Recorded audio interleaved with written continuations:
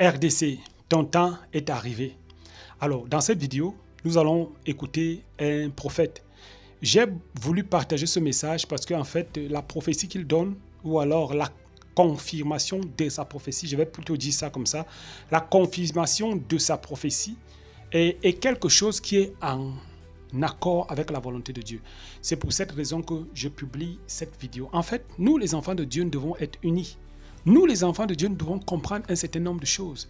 Il y a quelque chose qu'il dit dans cette vidéo qui m'a beaucoup touché par rapport au président de la RDC.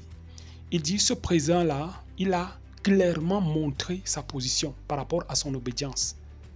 Un président qui parle en langue, un président qui, n'est-ce pas, qui a choisi sa position, son obédience. Et il fait comprendre que l'Église, en fait, les enfants de Dieu devraient se mettre ensemble pour le soutenir dans la prière. Parce que, voyez-vous, il y a des gens qui ne sont même pas contents. Simplement, non, ce n'est pas à cause de sa tribu seulement, mais il y a des ennemis qui le combattent à cause de sa tribu, mais il y a aussi des ennemis qui le combattent à cause du statut spirituel qu'il a. Et en tant qu'enfant de Dieu, l'Église du Congo doit, c'est-à-dire rentrer en prière, doit faire un bloc autour de cet homme, doit prier pour cet homme, pour qu'il ait vraiment, parce que c'est une déclaration de guerre, se lever comme ça, montrer clairement son obédience, aller dans, n'est-ce pas, à l'église, c'est-à-dire assister aux réunions, déclarer clairement que telle personne c'est mon père spirituel, mais ça c'est une déclaration de guerre. Les gens vont dire, voilà, donc tu veux montrer que tu es de ce côté, ainsi de suite, on va le combattre. Bon, je vous laisse un peu écouter cet homme de Dieu qui parle, parce qu'il se fait accompagner par un journaliste qui lui pose des questions, et puis il y répond. Dites-moi un peu en commentaire ce que vous en pensez par rapport à tout ce qui est dit. Est-ce que ça vous dit quelque chose? Est-ce que vous pensez qu'il a raison? Est-ce que vous pensez qu'il y a quelque chose qu'il devrait ajouter? Est-ce que, en fait, n'hésitez pas de nous dire ce que vous en pensez en commentaire. Que Dieu vous bénisse. On se dit à tout de suite pour la conclusion. Shalom. Lorsque la paix entre communautés va pouvoir prendre place, il y aura des réconciliations vraiment, alors il y aura certaines choses qui seront exposées et l'armée va prendre l'ascendant et la paix va pouvoir revenir à l'est du pays. Voyez-vous? Donc il y a une implication certaine par rapport à cela. Deuxième prophétie, vous êtes allé vite en besoin, j'allais le dire. Qu'est-ce que l'Église a à gagner, que je vais citer les noms, excusez si vous êtes vexés, qui est J.B. Mpiana et Way Rasson, vous avez prophétisé sur cela, j'ai vu cela, chantent ensemble. Qu'est-ce qu'on a à gagner sur la livraison des Wéni? Qu'est-ce que l'Église, je ne parle même pas de la nation, l'Église elle-même, parce que vous avez dit que vos prophéties, c'est d'abord à l'Église. Ouais. Quel est notre compte dans cette histoire? Jésus est en train de parler, il dit considérez. Considérez tel élément de la nature. Lorsque vous voyez quelque chose, vous dites que de telle manière. Lorsque vous regardez lorsque vous verrez que l'olivier ses feuilles sont devenues vertes, vous dites que ceci, cela, c'est de cette manière-là. Ça s'appelle des signes prophétiques. Voyez, c'est-à-dire que la réconciliation de Wenge était quelque chose de peu probable. C'était quelque chose qui n'était pas dans les viseurs de qui que ce soit. Vous l'avez dit il y a 2 ou 3 ans. Voilà, c'était le 1er janvier, donc le réveillon de 2019 à 2020. Oui. Et donc c'est le 1er janvier vers 3-4 heures, c'est quand j'ai commencé à parler des prophéties sur ce qui devait arriver et tout ça dans la suite des temps. Et j'ai commencé à parler, lorsque vous verrez les deux frères se mettre ensemble, comprenez, j'ai parlé à l'église. Regardez maintenant dans le monde. Quand vous verrez la réunification de ceux qui sont restés ennemis pendant plus de 20 ans, qui ont divisé même des familles, qui ont divisé des générations, qui ont divisé, et tout ça, ceux de Bandundu, ceux de Kassai, un tribalisme, une forme de tribalisme était comme entrée, et quand vous verrez ces deux frères se remettre ensemble pour chanter, comprenez ce que Dieu veut faire dans l'église et dans la nation. Ce que Dieu veut faire, c'est la réunification. Donc, le but de cette prédiction, c'était un signe de la réunification et de l'unité qui devait prendre place. Voyez-vous, vous remarquez maintenant, dès que cela a été annoncé et que c'était en préparation, le Katangé ont eu une réunion pour se réunifier. Il y a eu d'autres réunions de Kassaïens ici à l'hôtel Béatrice pour se réunifier. Il y a eu, j'ai même vu quelques tribus à l'est du pays qui se sont même, ils ont eu même à se parler pour régler certains conflits qu'il y avait. Voyez-vous, c'était pour que, en fait, le problème avec l'église c'est quoi? C'est que la Bible dit, l'Éternel Dieu nous parle d'une manière ou d'une autre, mais c'est nous qui ne prenons pas garde. Le problème avec l'église, nous ne prenons pas garde à ce que Dieu dit. Et après, on s'est plaint. Oh, vous ne prophétisez pas pour le pays. Non, c'est que nous prophétisons, mais vous n'écoutez pas. Nous prophétisons, mais vous ne prenez pas garde. Je crois qu'à la présidence, on devrait avoir un département où ils étudient les prophéties sur la nation. Vous voyez? C'est-à-dire, pas forcément pour approcher les prophètes, mais quand une prophétie est sortie, qu'ils les prennent, qu'ils étudient cela, pour voir, ok, quelles sont les applications, et pour discerner. Parce que quand Dieu parle, il va falloir que nous puissions prendre garde à cela. Parce que le temps dans lequel nous sommes, c'est le temps de l'unité.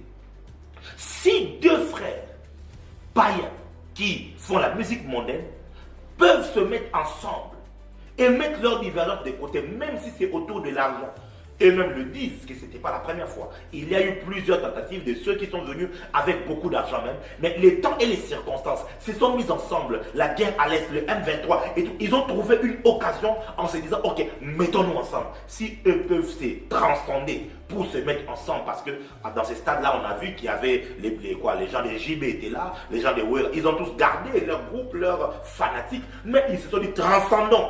Et mettons l'intérêt suprême de notre de Wenge BCBG 4x4 tout terrain ensemble. Hein? Mettons ça en exergue. Pourquoi pas l'église? Pourquoi pas nos pères qui se sont divisés pour une autre chose et tout ça, qui ont peut-être des divergences doctrinales? Pourquoi pas se mettre ensemble et se dire pour l'intérêt du royaume, pas pour l'intérêt de la nation, mais pour l'intérêt du royaume. Mettons-nous ensemble pour avoir un même langage. Mettons-nous ensemble pour laisser un héritage. Parce qu'aujourd'hui, qu'on doit se le dire, la génération, la première génération est presque finie, la toute première, où il y a eu des papas qui restent presque le rejeton de tous ceux qui sont partis. La deuxième grande génération qui est venue, c'est ceux qui sont venus après et eux tous presque, ils sont en train d'entrer dans la soixantaine, presque eux tous. Depuis 2020, ils ont commencé avec l'apôtre Léopold Mutombo et tout ça.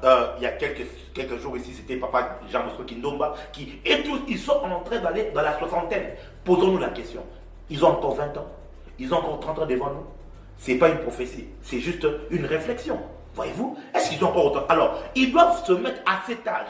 Quel est l'héritage que l'on doit laisser après nous? Papa Mouzé Aïdine Yabala nous a laissé Jésus-Christ est le même hier, aujourd'hui et éternellement. La passion de l'évangélisation, la passion des miracles et des prodiges. Ok, mais maintenant, nos pères aujourd'hui, qu'est-ce qu'ils nous légueront? Vous voyez? Et quand ils écoutent un prophète, on doit prendre, ok, si eux sont mis ensemble, mettons-nous ensemble, qu'il y ait des conciles où les pères se mettent ensemble, ils discutent de leurs différends et qu'ils traitent de cela afin que l'église soit unie. Parce que regardez aujourd'hui, nous avons un conflit interconfessionnel. Voyez-vous, où il y a une certaine église qui se montre visiblement contre le pouvoir en place. Et nous savons que le pouvoir en place est montré comme étant un croyant qui parle en langue. Et nous savons que quand quelqu'un parle en langue, il est de quel côté? Et il y a une guerre comme cela. Et tout le monde sait qu'il y a une tendance qui espère à l'échec du chef de l'État. Non pas parce qu'il est de tel bord ou de tel bord, mais parce qu'il n'est pas forcément de leur obéissance spirituelle. Pourquoi l'Église ne se mettrait pas ensemble pour comprendre ça et le soutenir en prière, pour comprendre ça et se dire, ok, nous allons nous mettre là et nous positionner parce que c'est l'un des nôtres qui est là au sommet de l'État. Justement, c'est ce qu'on vous reproche à vous. L'État a, je voudrais parler d'un président chrétien, le président actuel, mais l'État a du mal à prendre, je vais prendre les mouvements des réveils, je vais prendre l'Église des réveils, tous ces mouvements des réveils, je l'appelle mouvement des réveils, a du mal à prendre au sérieux, comparé à l'Église catholique. Je sais que l'Église catholique, parce que vous avez du mal à être unis. Est-ce que c'est vraiment pas une utopie ou un rêve, comme on dit à Baba, de voir une Église des réveils unifiée ou d'y réunifier un seul interlocuteur face à l'État?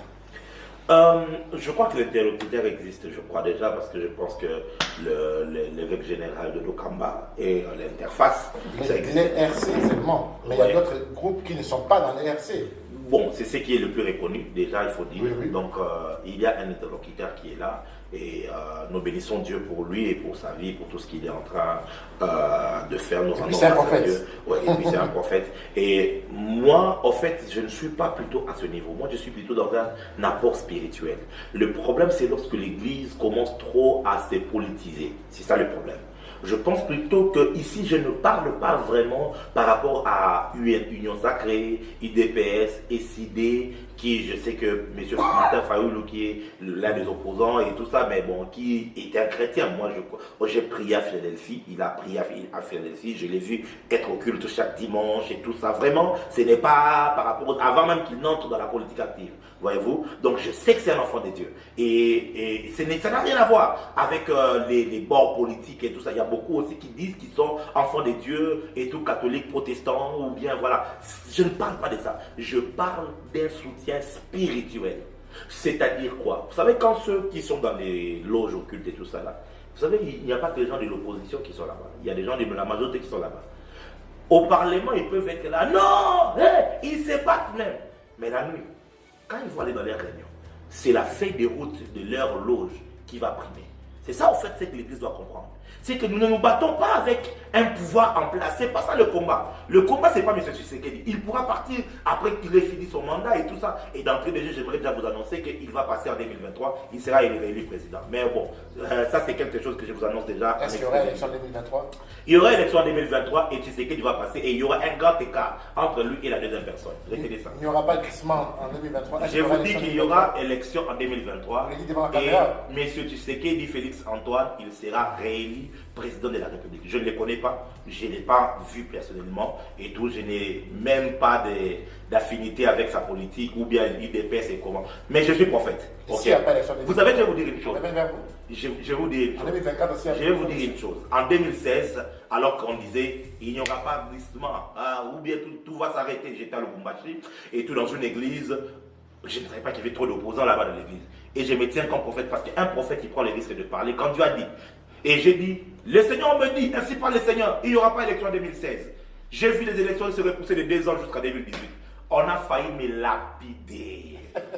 Parce que tout le monde a dit c'est un kabiliste. Je ne suis pas kabiliste, bon sang. Je ne suis pas tshisekidiste. Je ne suis que prophète. Je ne dis que ce qui a été décidé dans le Conseil céleste. Mais ce Tshisekedi, il a un rôle. Il a un rôle de pouvoir baliser le chemin. Okay? Et je confirme ici la prophétie de l'apôtre Roland Dallot. Ce n'est pas avec Tshisekedi qu'on verra que le Congo s'est développé. Non.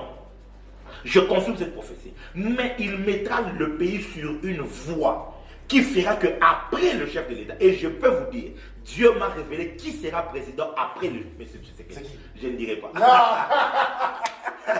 Je ne dirai pas. Je vous dis la vérité.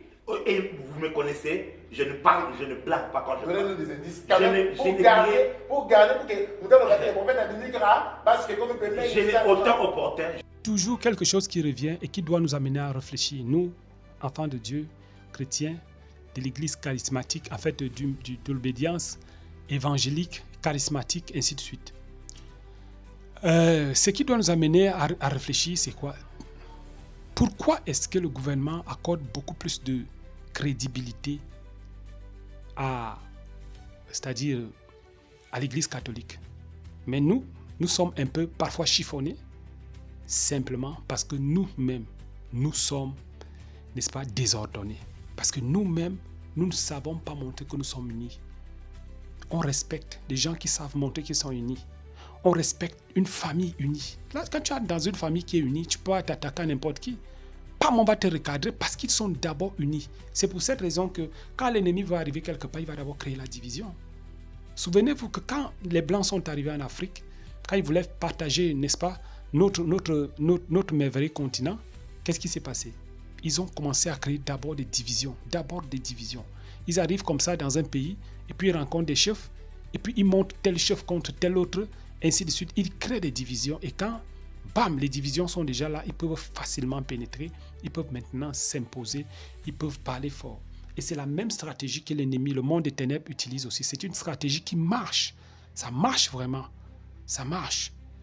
Or, quand il y a le bloc, quand il y a l'unité, bien-aimé dans le Seigneur, ça sera difficile vraiment qu'on atteigne les enfants de Dieu. Ça sera difficile qu'on marche sur l'église, qu'on méprise l'église. En tout cas, merci d'avoir regardé cette vidéo. C'était beaucoup plus dans le sens de l'exhortation. C'était beaucoup plus aussi dans le sens de l'encouragement. Parce que la nation congolaise, Dieu me l'a montré plusieurs fois dans des visions. Comment je suis au Congo, comment même je prie avec certains serviteurs de Dieu là-bas. Et puis j'ai intégré ça dans mon esprit. Et puis même aussi, j'ai beaucoup de personnes, n'est-ce pas, qui marchent avec moi, qui m'encouragent même dans la foi, qui me donnent même des conseils aussi, qui sont même aussi du Congo. J'ai clairement une famille aussi du côté des États-Unis qui, n'est-ce pas, qui m'encadre aussi dans ce domaine-là. Donc, les Congolais et moi, c'est une histoire d'amour. C'est pour cette raison que je parle aussi des sujets, leurs problèmes aussi me concernent. Que Dieu vous bénisse au nom de Jésus-Christ. On se dit à la prochaine pour une prochaine vidéo. N'hésitez pas à dire ce que vous en pensez en commentaire. Shalom.